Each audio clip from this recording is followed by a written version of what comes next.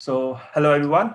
This is the first episode of the podcast series where we would be discussing about various topics about different issues related to the corporate. And with the series, the first episode which we would be coming from is, has HR really changed, or has HR really evolved from a support function? So we have here with us Mr. Animesh Prakash, currently head HR, the Arth Group. We have Pravar Madhukkar Pandey, Deputy Manager, Talent Acquisition, Jubilant Lifesciences, and Mr. Sanober Haidri, freelance HR consultant. And introducing myself, I am currently working with manage as a recruitment manager with BYJUS. So, first question first, sir. There has been a perception that HR has been a support function and is a thing which is only for creating expense rather than creating revenues. So I just want to know, is that what is it in the real grounds? Starting from the anime, sir, what are your thoughts regarding the same? So thank you for having me for this podcast and discussion. I think it's very pertinent that we chose such topics that would help in long term in building perception about HR as a function, which is how it has evolved, right? Coming with 17 or over 17 years of experience, I've always seen the evolution of HR from one level of maturity to another. And HR being seen as a cost center to HR being a strategic partner in helping organization achieve its business goal, uh, that's a tremendous journey, right? And I remember when I started my career, I was majorly into learning and development function as well as talent acquisition. Then I joined, IT sector companies, and one of the transition that happened for me was in the year 2006 end when I joined Oracle as HR business partner, and that was a time when the evolution of HR from being as more of a generalist HR managing day-to-day queries of the employees to acting as a business partner working very closely with the business heads, that was happening. And I would say that I was one of those luckiest few when this whole new role of HR business partner came in, and I became part of that journey with this organization. Now, yes, there was a perception, but that has changed in last 10 years. Now, with this role of HR business partner coming in, you work very closely with the business head. So their goal is your goal, right? Which clearly means that if you look at balance scorecard and the four quadrants of balance scorecard, all the goals of the business have to be correlated with how you as HR partner would drive that. Okay. So if cost is one of the goals, then it's not just a business head's goal or the CEO of the company's goal. It is HR's goal as well. And that's where how you correlate all the HR goals, right from staffing to the talent management to the retention goal to the engagement goal, how you will correlate with the business goal becomes key. And that's the kind of phase that I've seen. And I can vouch that HR, even if it is perceived as a cost center or a function that is more expense driven, is merely a perception and not a reality. It may vary from organization to organization, but my experience in this has been very optimistic and positive. Okay, thank you, sir. So, Pravar, what's your take upon this topic? What do you think? Is it the real truth? Actually, yeah, HR as a function is certainly an imperative tool, but then again, we speak about the perception. So there's this thing called Michael Porter's 5 force analysis. All right. So wherein, yeah, the five pillars that you can foresee in that is procurement, raw material, service, marketing, sales, and customer relations. Where does HR falls in? It's in the supporting functions, right? True. So that premise is already set into your minds. All right. That certainly doesn't mean the function it's not imperative at all. Certainly, the people who make it to the C position. Now, coming back to the manufacturing setup. All right, uh, adapting to contingencies and to the new norms that we are looking at right now. Manufacturing industry, particularly the Indian manufacturing industry, it's very you know it's cocooned into that perception already.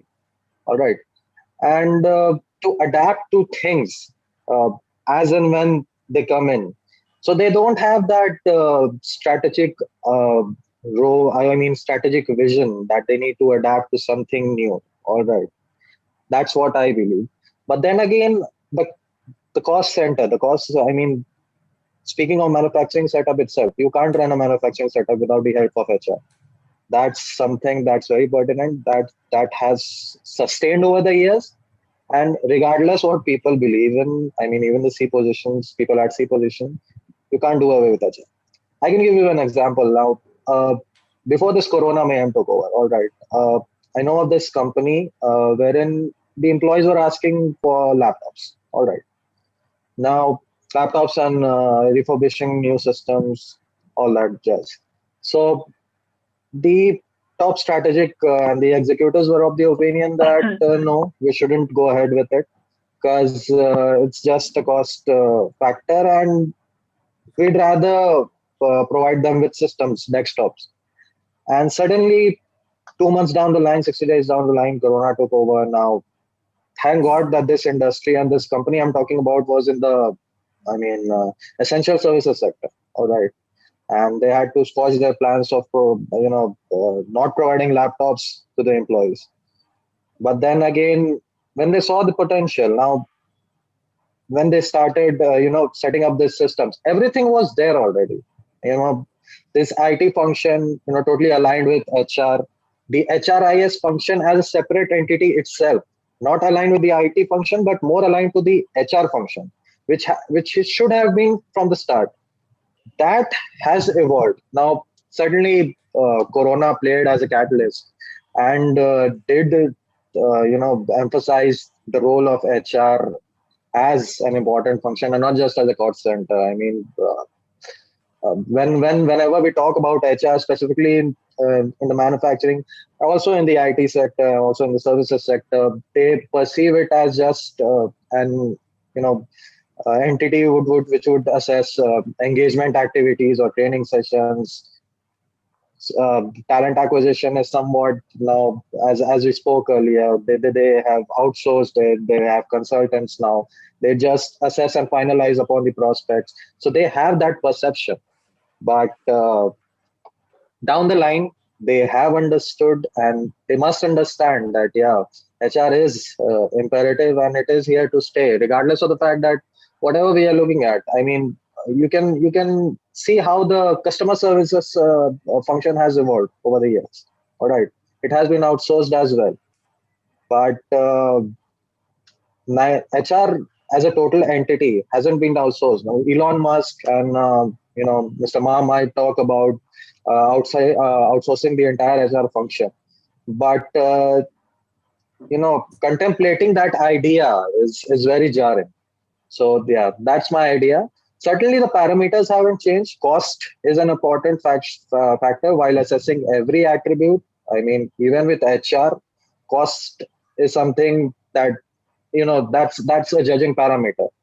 So yeah, that hasn't changed, and we must look at something. So I mean, like Corona played a catalyst. Something down the line may play as a catalyst, and they will realize. But as of now, yeah, The parameters to judge the attributes of HR hasn't changed. But then again, yeah, HR is definitely imperative. Yes, great, Pravar. You have raised some great points. I would like to come back on the later stage. But before that, I'd like to ask question from Mr. Haidri. That's Sanober, sir. You had been a part of an L&D department in Arth Industries, right?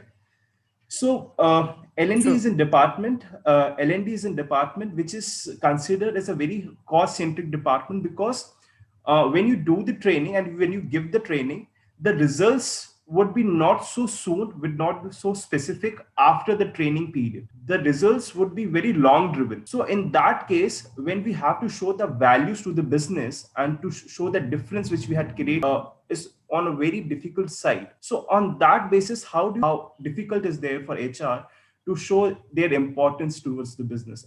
Okay. So thank you, Shubham, and thank you for having me in this forum. Yes, I was part of L&D function, and before Aarti Industries, also I was part of learning and development when I was with Air India SATS as an aeronautical engineer.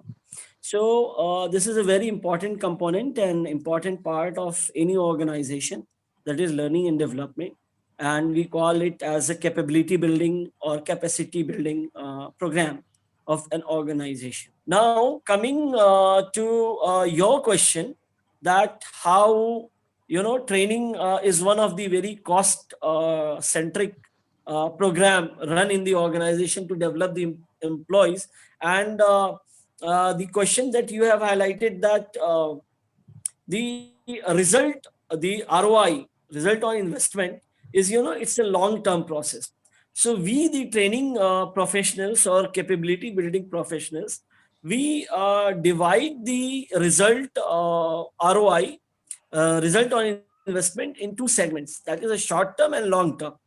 So we develop certain parameters, okay, while designing the training programs, and then certain assignments has been designed in consultation with the functional managers.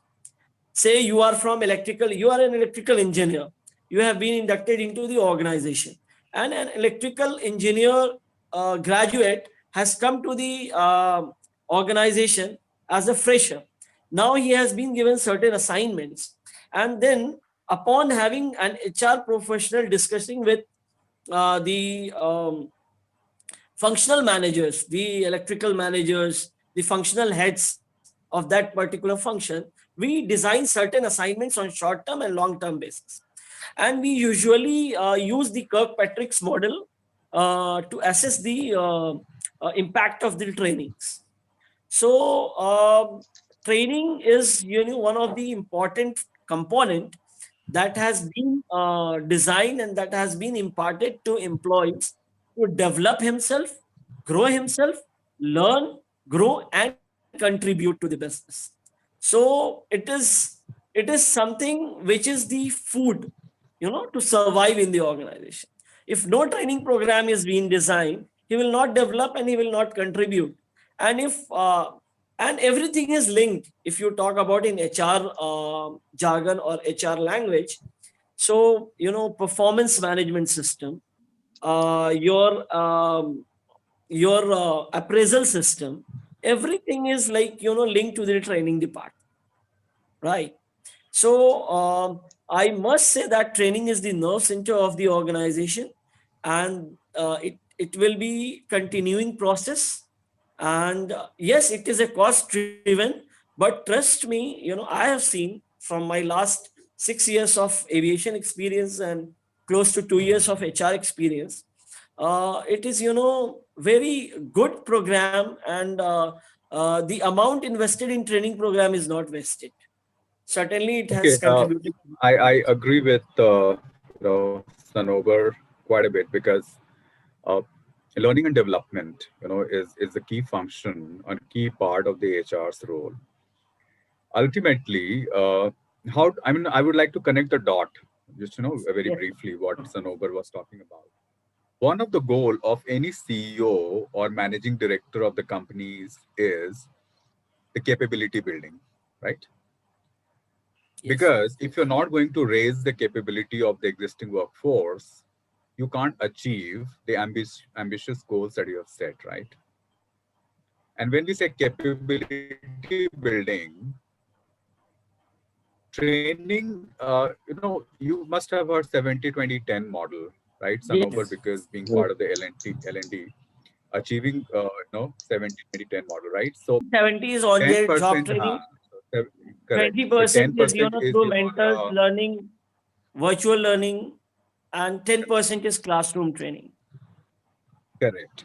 So if you are saying that capability building is not the goal of the CEO, then what's the goal? This whole industry is now talent driven, right? And capability, if it is not increased from your existing level, there's no way you can increase the achievement of, or you can increase the revenue earning of the organization, right? So, and these are all correlated.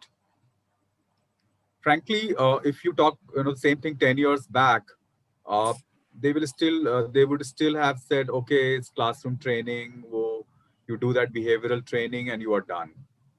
But today, behavioral training or leadership training is definitely important.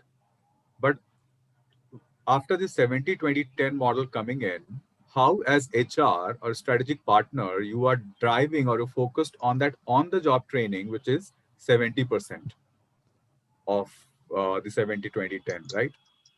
And the moment you bring that into your goal sheet as HR and correlate with the business goal, very clear. You can easily equate your efforts in capability building to the organization goal of whether it's revenues or sales or whatever you call it as. Okay. So, for the next question, which I would raise upon, is the what Pravar was discussing about the culture and the Potter's five model, where HR has been taken as a support function.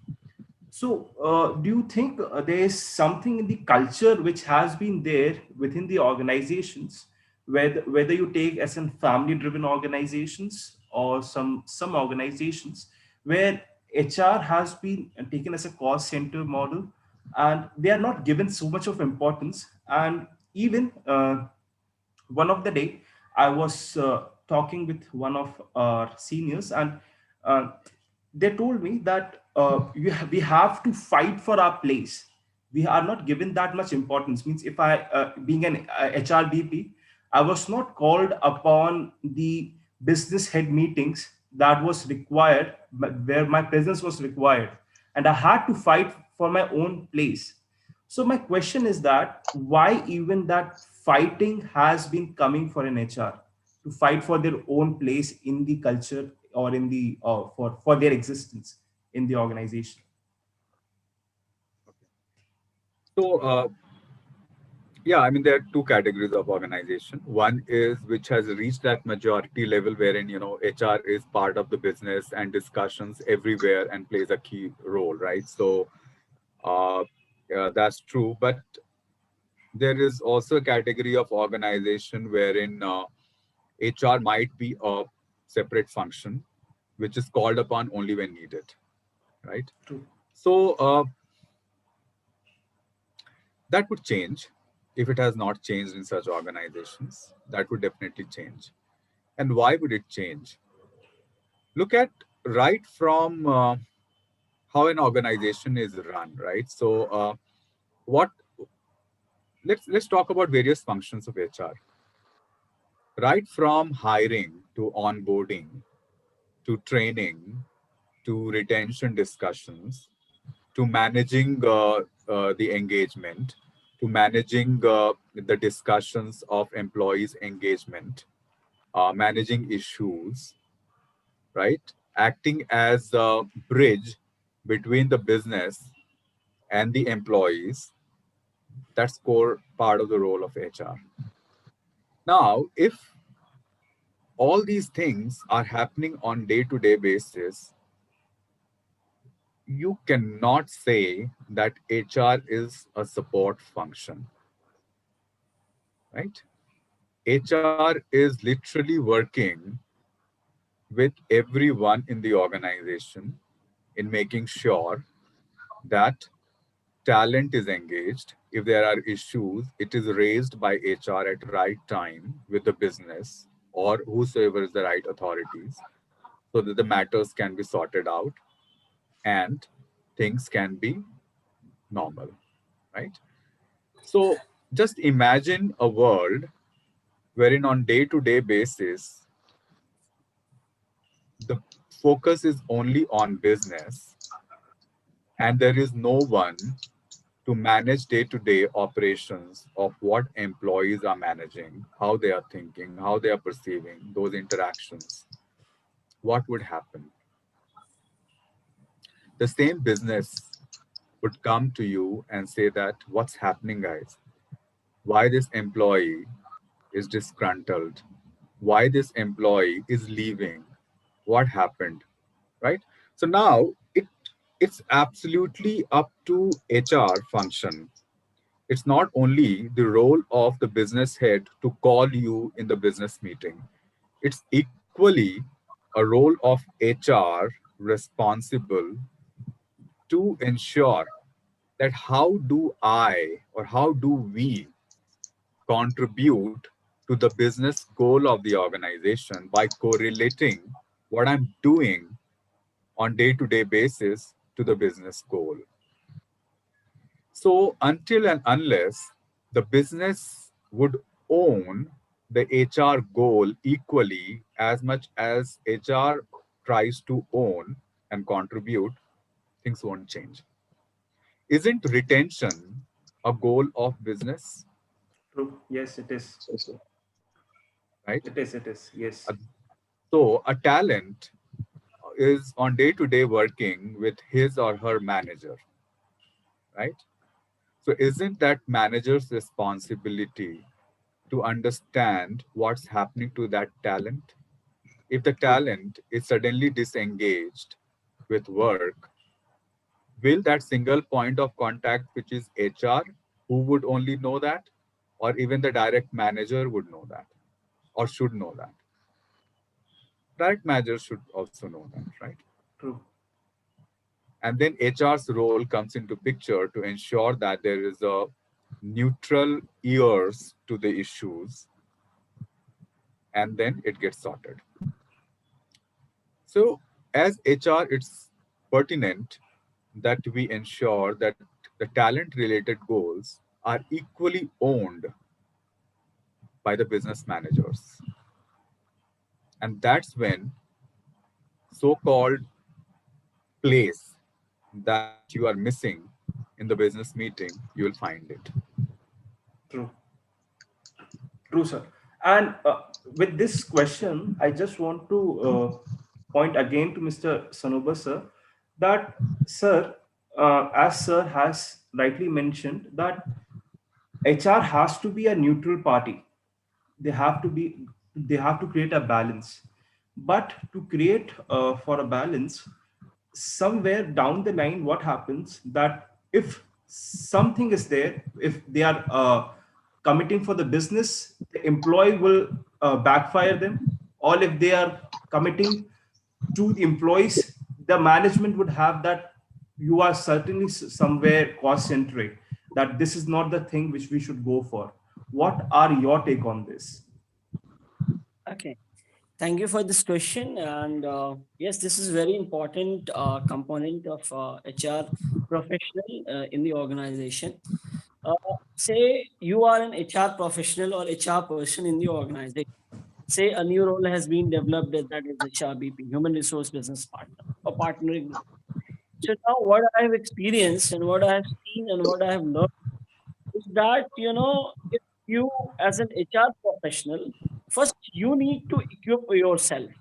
First, you should know the business, you should know the cost, you should know the cost to cost benefit, you should know the grievance, what is going inside the organization, what is going inside the employee, how employee feels, what is his feeling about the current program, whether the infrastructure is up to the mark or not to deliver the business. Say, If you have given a system which is not properly working, and and his reporting manager is expecting to deliver the out result in a very faster manner, a quicker manner, and the system is very slow, it's whose responsibility to get the things done? It's an HR. So the person, the concerned person, or the person who is sitting in that system, if he comes forward to an HR that, sir, my system is not working, or hey HR, my system is not working properly, and I'm not able to deliver the result. So before coming that person to your table, you should know that whose system is not running well. So it's up totally, you an HR person should be an agile, should be very soft spoken. You should also learn to say no when it is required. So you, and as an HR person, you plays a very dynamic role in the organization. And as Animesh sir has mentioned, that HR has to be a bridge between the management and employees always, and the other stakeholders, say vendors and all. So you as an HR person, first you should make, what we when we come to an organization, we feel that okay, we are HR, and that is fine. No, we should keep learning the things. We should keep learning the stake of the organization. What is the current share of the my business, my company currently? Who all are the competitors? Who are, what are the products that is giving us the profits? What are the products that are, lacking behind in terms of profit? Where is the employees facing the problems? Any personal or any professional problems, any obstacle that is you know putting him, troubling him to develop or grow and contribute. So we as an HR professional, we should be equip ourselves with all the knowledge parameters, and we should have ability to communicate in both ways. We have to listen also. We have to develop a sense of listening. Okay. So by developing a good communication skills, by developing a good listening skills, by developing a good persuasion skills, by having a sense of empathy, humility, and with business knowledge, and with HR acumen, we are a complete package to contribute well in the organization and contributing well for the profit, bottom line profit of the organization. So that's how we need to develop. And in I have seen HR professionals. Very few are our mentors and seniors. They are doing wonderful job. I think they are the role models. We have to learn from them. Yes. Animesh sir, would you like to share some of experience about this balance which you have created in your organization, in your past organizations? No, definitely. I think balance comes with authenticity and genuinity, right? So now leadership styles of various leaders that you work with may vary, right? Mhm. And so I wouldn't really say that an individual's leadership style uh, is the company's culture, right? Okay. So starting from that point, what I would say is that when Sanober picked up an example of someone has a problem with the system, and then as HR you help the person in resolving that issue, and the person becomes productive once the system issue is sorted out, right? So now here, while one side of my brain as HR says that yeah, I'm HR and I have to really help the employee, while the other side of the brain says that am I a support function that I have to help the individual in sorting his system or laptop or desktop issues. True. It's and Shubham, you started with the topic that is HR a support function. Support function.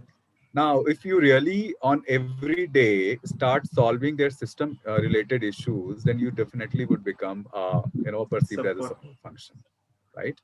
But if okay, once or twice you have really helped the individual in getting that sorted with the help of the IT person, And third time, you have created a system or you have created a process that team HR can be reached out for HR related matters.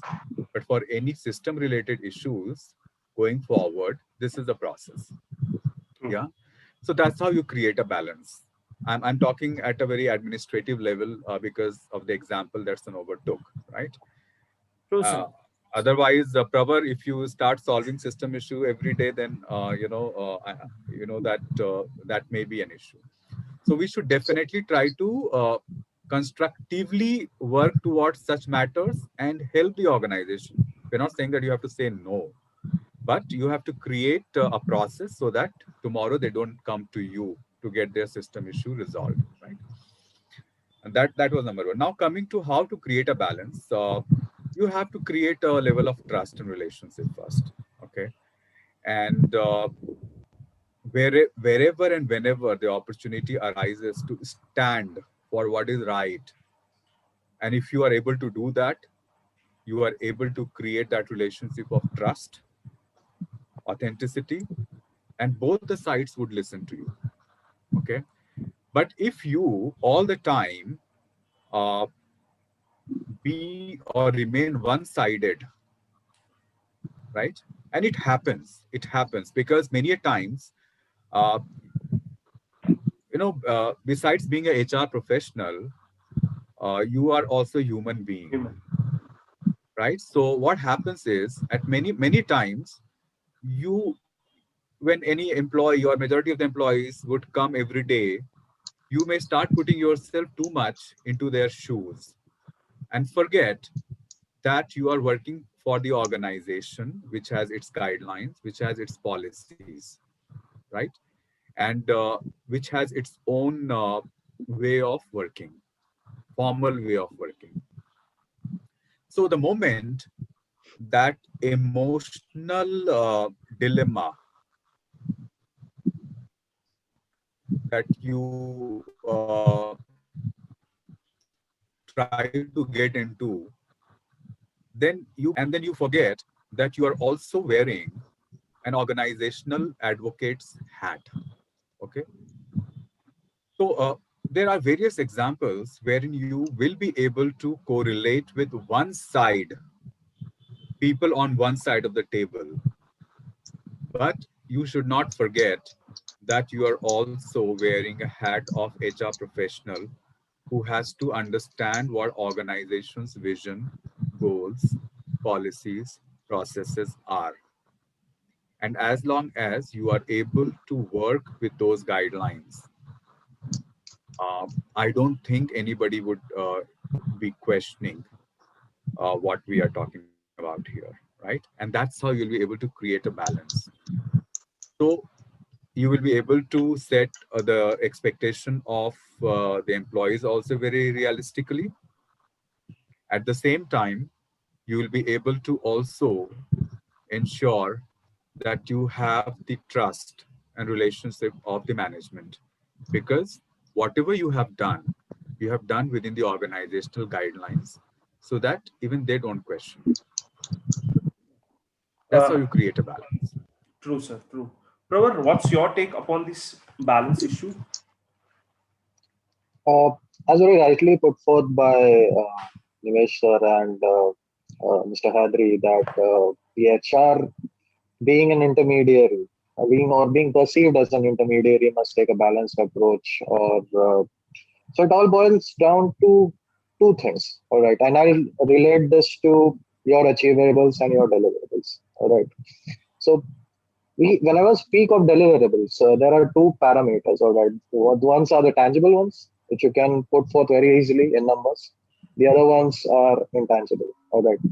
Uh, as Sir put forth very astutely, that there are multiple attributes that HR needs to assess. So there's not only, and certain part of it has a very long-term repercussion or impact.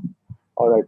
So, for instance, we are speaking of grievance handling cells right now, and we are working from home. All right. And these grievance handling cells or the POSH committees, so they are formulating policies and SOPs for malicious activities on platform like Zoom. All right. So giving and perceiving and the having the complacency of comprehending the impact of such intangibles lies solely with the management. All right, that's the first thing. But then again, it's the duty of an HR to ensure this. And not every organization will, give you the credit for it because it's seen as an intangible. Now, even if you consider training, there are two type of training, technical and behavioral trainings. Now, the impact of technical trainings is ephemeral. It can be, projected as a tangible outcome. You technically train someone. It shows in the PMS, so it's fine. But then again, behavioral trainers, it's got a long term impact. All right. So the management must have the complacency and the realization to assess the impact of these. Certainly, this won't be discussed in strategic meets. Certainly, the impact of these grievance handling cells or how a misconduct is addressed within the organization. I'm not speaking of terminations resulting due to insubordination related misconduct. I'm speaking even of huge, misconduct attributes like conflict of interest. Suppose you have an insider, an employee who's involved in insider training, all right, and an employee, for instance, who has, very malicious objectives to, relay information to a competitor, or probably he is, favoring a contractor over the others. Now, to address this issue, you would be saving millions. All right. And certainly will have an impact on revenue of the organization. But yeah, analyzing the effect and the result of this, and the complacency to assess the impact of this, certainly lies with the CEO and the, C-level executive people. And once they have it, then certainly you'll know that, yeah, HR is an important function and you'll know the importance of it. Speaking of the balancing act, now certainly HR must take a balanced approach because there are multiple, participants and multiple entities that an HR needs to look into. You can't just rely on employees and the employers right now. There's government, there are regulators, there's everything, and even during Corona, there was a mandate released by every state government every fortnight, and they changed the labor law overnight. All right, within the span of 10 months, probably now we are looking into the labor codes coming in, and now certainly that will impact the wages of the employees. Now that they will be segregated on the 50% basis, wherein the basic wage and the entire allowances has to be segregated. Now, that thing, projecting that thing to the employees is a Herculean task. All right, certainly the contributions will go up, but projecting it as a benefit to the employees is certainly something which is very difficult. But then again, and yeah, it's the impact of it is usually not taken into consideration by higher ups, but it certainly rests with the HR personnel to ensure that this happens. And certainly, HR people will ensure that this happens without getting the due credit or not.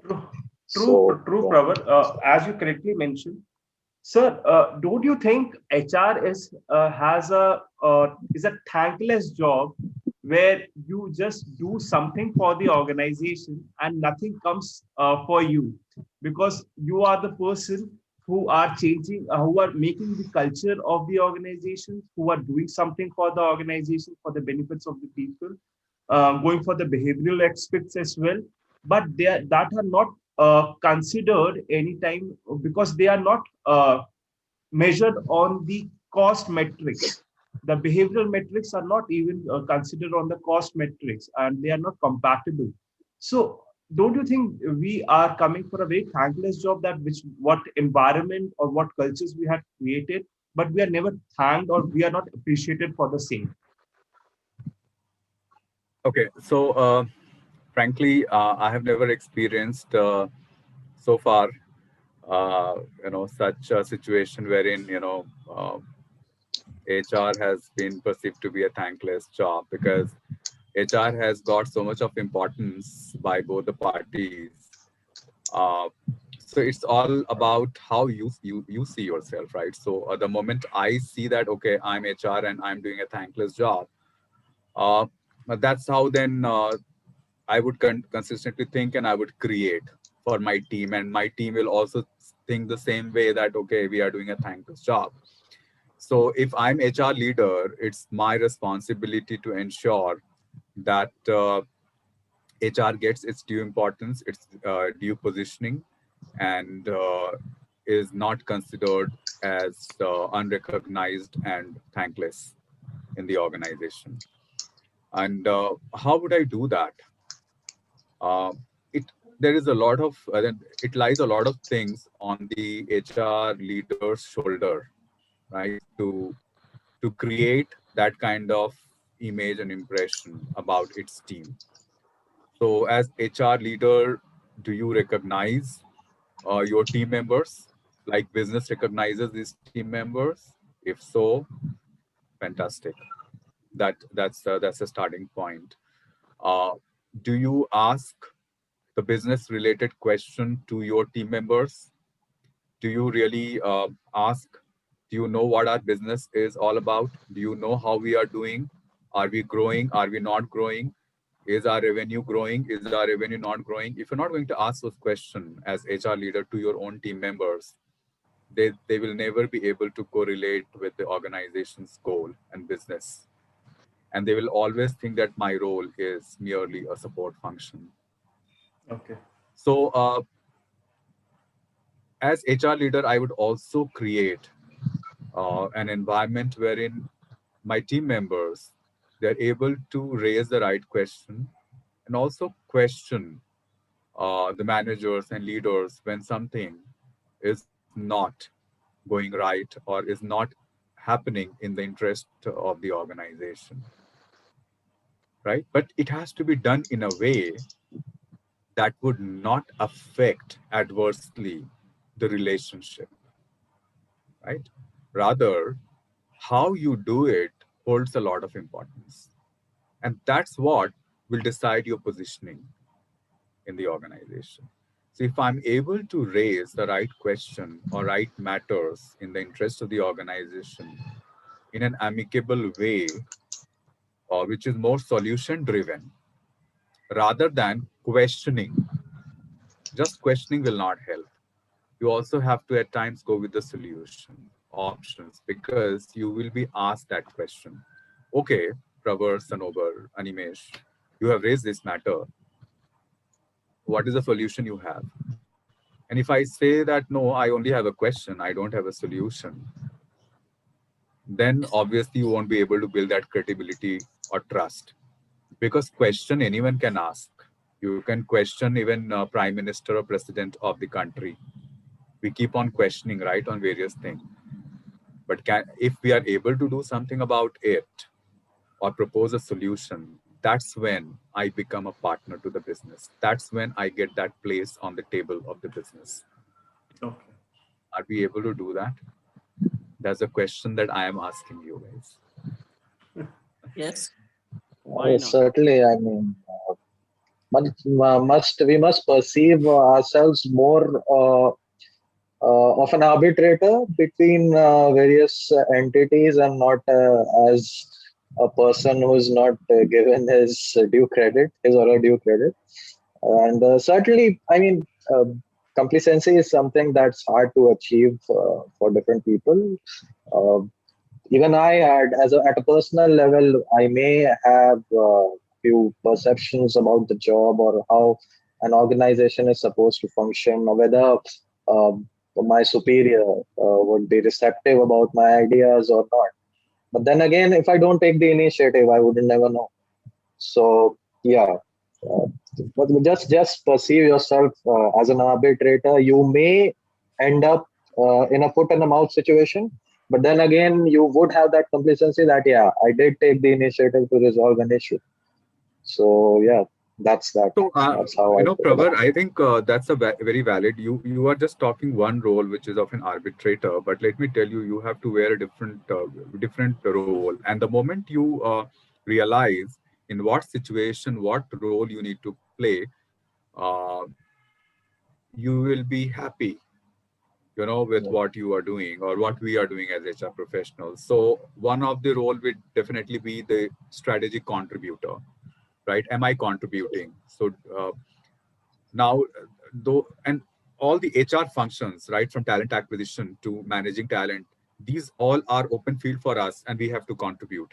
We don't have a choice. Other role is participant, right? So which means that I have to participate along with the business in achieving that goal. And third is advisor. You can advise, you can share your views, and Certainly. it will be then up to the business whether that point that you put forward as an advisor, whether that would hold true in the real scenario that business is facing. If it's going to, if your advice is considered to be, very good and fantastic and going to really help them achieve the business, that's when, you find a place for yourself. So many times we feel, we start wearing our own personality trait, individual personality trait hat, and we think that, oh, I have said this and why business is not doing this or they are not Mhm. listening. Believe me, until unless we become business owners, we will not realize the realities of what business owners are actually going through. So the moment we put ourselves in their shoes, we will probably gradually realize what they go through. And then we will understand how practical my advice was and why they did not accept my advice. But that should not deter us from participating or sharing our views where necessary, Yeah. because Certainly. you are creating place for yourself gradually, and creating that place is not going to happen in 1 year or 2 year within any organization. Certainly it is. Yeah, it takes time, right? Yeah. I would like to add a few things upon this also, sir. Being having a little experience in the talent acquisition field, now we as an HR has came because we were told that we are not a data centric vertical. Now we had become a data centric vertical where we are showing the business that how much revenues which we are creating for the business, how many hirings which we are doing, and what is the output the same. If we couldn't have done at the turnaround time, this was the loss which could have the business has created. So that wasn't done before, which where we were showing what output we were doing. But now HR has certainly become a data centric vertical where we are showing business that this is the output and this is the change which we are correct, which we are creating in the organization, which was not the case before. So you think this is good or bad? Uh, Certainly good, sir. Obviously, certainly good, because we had created our importance in the business. And when we can show the numbers, then no one can challenge us. Let's be honest.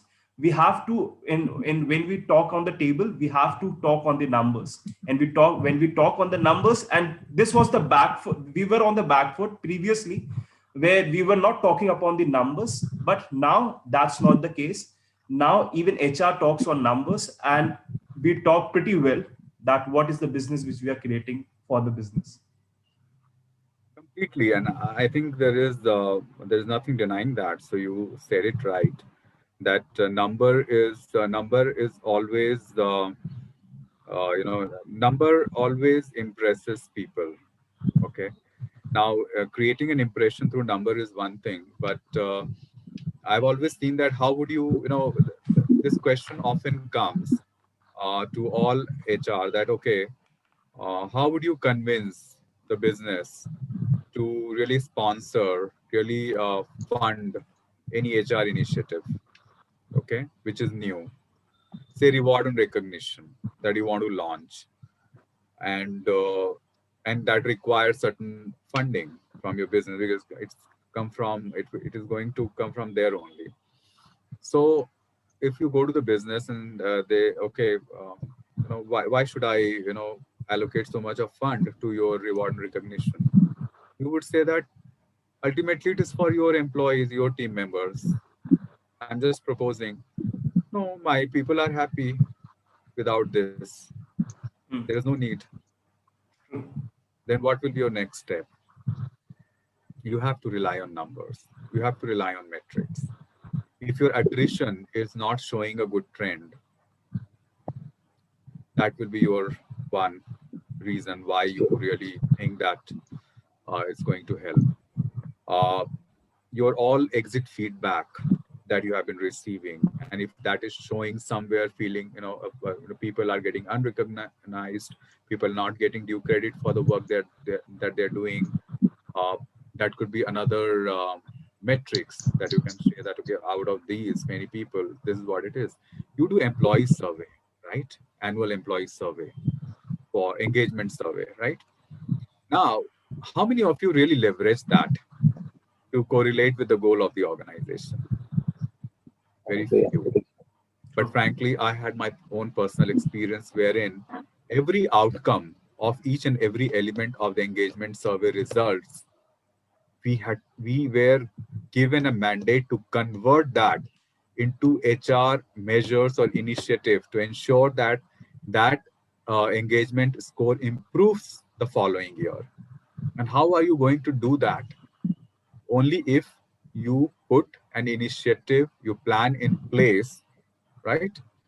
And that plan, for example, if engagement survey says that reward and recognition is not good in this organization, that becomes another data point for you to go and tell why you need a reward and recognition system in place. So if you do not have a rational data centric or metrics based approach in going to the business for asking for fund or sponsoring it, you will be called a, or we will be called a cost center. True. Now you're getting a point why we are saying why why this perception of HR function being a cost center, because we go to ask for fund without telling them Numbers. why we need that and how it is going to change the entire scenario that will eventually help the business, right? True. And what this one more question which comes up, sir. What the trend which we had saw after during Corona or post Corona, that eventually, in a certain way, HR was given a lot of importance, which they were not getting before pre-Corona times.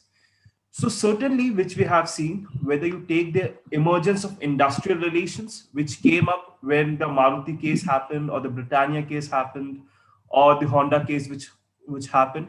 So there was certain need which came upon the importance of the industrial relation which arose at that moment of time, and the businesses started to think about the same.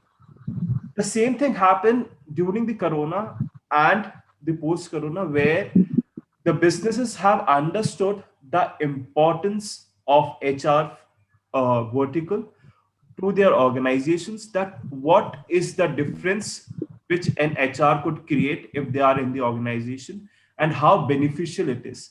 So my question here it is that why there has to be a shock treatment which is given to the business, which has to be created, that this is the reason why which we need HR for that matter, for that place in your organization or the business. So what's your take point in this, sir? Yeah. So see, HR's importance, or I would say that HR is always important. Frankly, I always wear a yellow hat, and I'm optimistic person irrespective of the situation, so you would always find me speaking very positive about anything. So there are pros and cons of both. But let me tell you, HR has always been an important function, whether it's Maruti, Honda, or whatever incident happened, ultimately HR has to, really partner or work with the business heads or departmental heads in resolving those issues. Sit on either whether it's a union issue, to sit on the negotiation table, talk to them and get it sorted. So HR has always been important. It's a different matter that when the pandemic hit the entire world and it became such a big issue of business continuity, and HR being one function that remains in touch with all the employees, it was pertinent that HR takes that, the front seat or spearhead the business continuity plan and implement it for the organization, right? So business continuity was always, HR is always one of the owners of business continuity planning in any organization. Just that pandemic was such a large scale challenge for the entire world that HR suddenly became took the center stage and became the primary function in driving or putting the implementation of the business continuity plan, right? So right from managing administrative aspect of the business continuity plan to the employee engagements, making sure that business is not affected, and and working with the business, and that's where the importance, I would say, increased in that scenario. But importance was always there. It's just that every organization has these situations arising, and not everything will come in the news all the time, right? But that's how I see it as. So yes, the HR has always been playing that role. It's just that this time it became at a very large scale. Okay. Pravar, may I know your thoughts upon the same? Yeah, to finalize upon this, certainly it only boils down to the realization and the complacency factor. As long as you are being complacent, as long as the management is complacent about advices and the facts that are put forth, it's good. Otherwise, they need a catalyst like an accident or an incident to make them realize. Because we can't just be, get ourselves secluded to the numbers for that matter. We can take the Winston case, for example, wherein the Apple products were manufactured in Karnataka and the entire factory got ransacked. All right. So the HR might take 2 weeks for it. For pre the accident, they could have, just, I won't, finalize upon what they did or what they don't. The case is still pending. But then again, for instance, a similar incident happened. All right, in a hypothetical situation. Now, you being an HR, you can just put for the opinion that, yeah, I assess the management works committee. All right, we finalized upon a wage. All right, and the wage was within our budget revenue. It was all good. It was all rosy. Now we don't have a union being in the chip manufacturing sector. We don't have a union here. We are functioning in an SEZ, so it's all fine. It's all rosy. Now a case like this happens wherein you didn't engage with an external association, all right, on an external entity or the local government, and then this sort of thing happens. Now you can either play yourself as a face saver, or you could have taken the initiative. So if you had, all right, and if you had assessed those points, at least you have that peace of mind that yes, this incident could have been avoided. That this wasn't an impromptu incident that took place. It was simmering. The factors were there, and it could eventually happen. So yeah, the complacency factors go both ways. You would have to realize yourself as well, being an HR, that yeah, you need to be like Animesh said, not just an arbitrator, the entire thing, the liaison, play a liaison, play an arbitrator, right? It's to facilitate solutions, while you are, identifying issues. So that's the that's that issues are addressed in such a way, then certainly we can prove our worth. And if yeah, we aren't heard, then certainly, catalysts are something which is very imperative. Things are supposed to happen and happen, and they will happen eventually. Corona did make them realize that certain SOPs and earlier companies didn't emphasize much on information security, ISOSEC policies, 27001. But now, since the malicious activities have started taking place and the data are compromised, and the entire training and formulating SOPs for this has been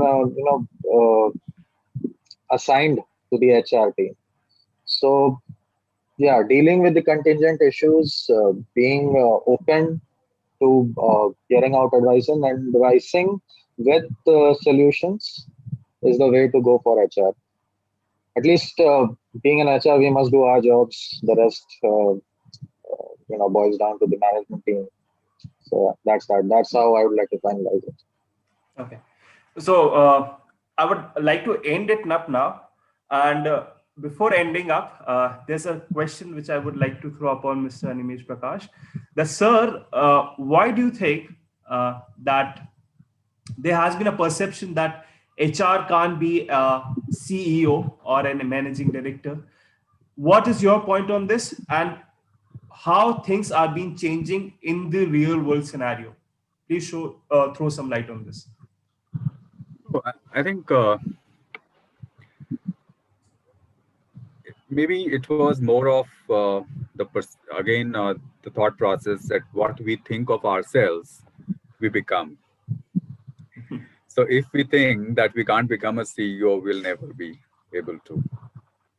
But if we know, if we think that no, one day, despite being HR professional, I can be the CEO of the company, I will. But you can't just do so by thinking in your head. You have to do what a CEO does.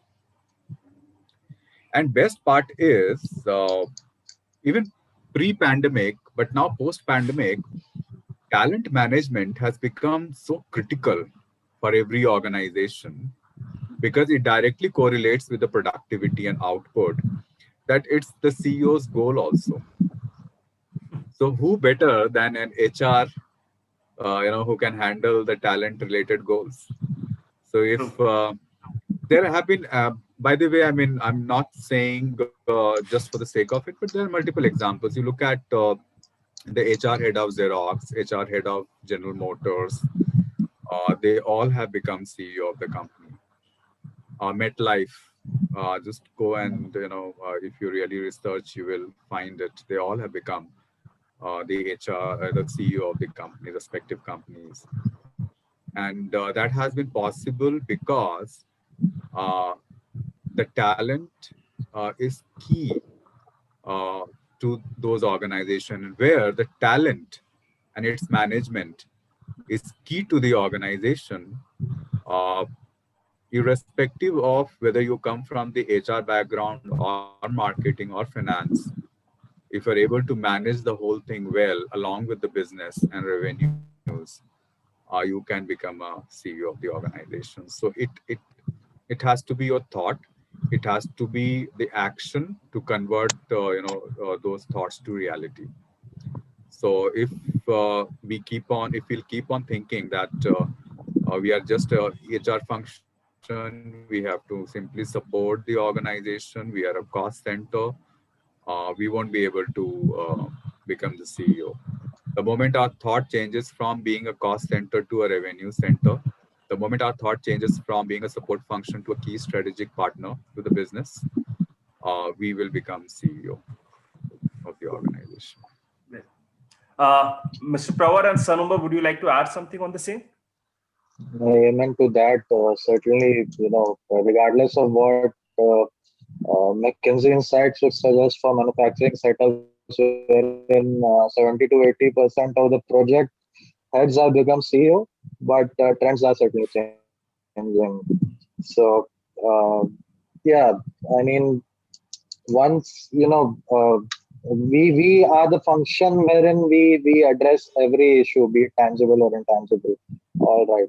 So certainly there'll be probably the organization uh, doesn't have that has that level of acceptability and receptiveness to understand the fact, or probably you are not being an HR, you are not projecting it the right way, so that it's uniformly and acceptable throughout the organization. But certainly, we are looking towards a bright future for HR. Corona did play, as a catalyst, and if it didn't, I mean, yeah, it would have taken some time, but then in the end of the line, we being HRs would certainly reach at the C level of the organization, and yeah, amen to that. So, thank you, Pravar. Thank you, Animesh sir and Shubham.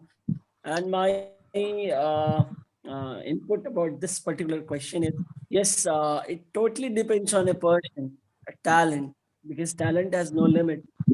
So it's up to you. You know, if you know the business, if you know the HR, if you are a good HR professional, if you are a good person, if you're a good human being, if you know the business, if you know the trends, if you know how to contribute to the business, definitely and certainly you will be the CEO, CHRO, CFO, and anything you can become. So, now with globalization and lots of foreign direct investment and cross-cultural setup, nothing is impossible. So, you can achieve heights. Being an HR professional, being a financial professional, being an IT professional, you can, the moment you develop the acumen, the moment you start contributing to the business, the moment people and organization management board realizes that you are the resource person, correct resource person, yes, you will be the next CEO of the organization.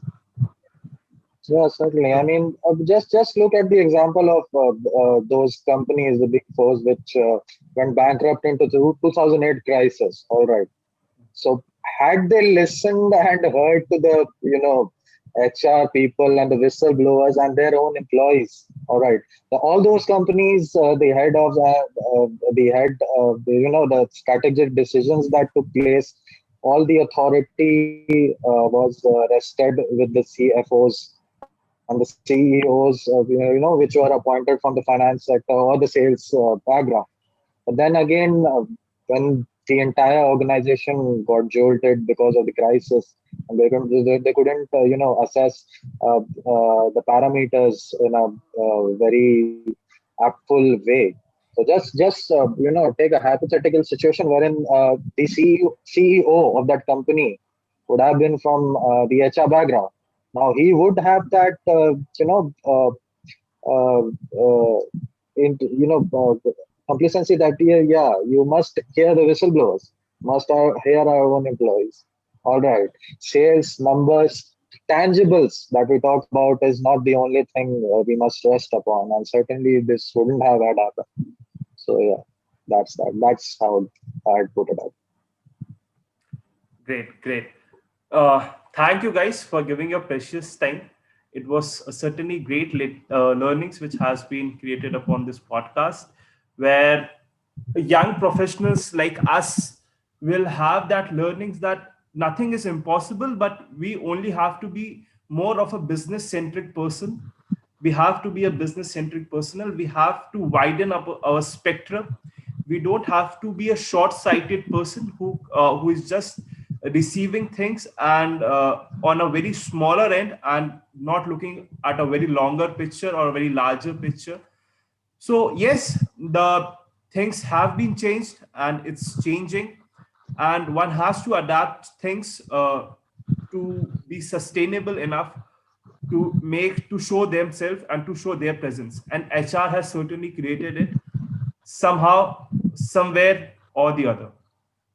Thank you, Animesh sir, for giving your precious time, Pravar and Sanober sir.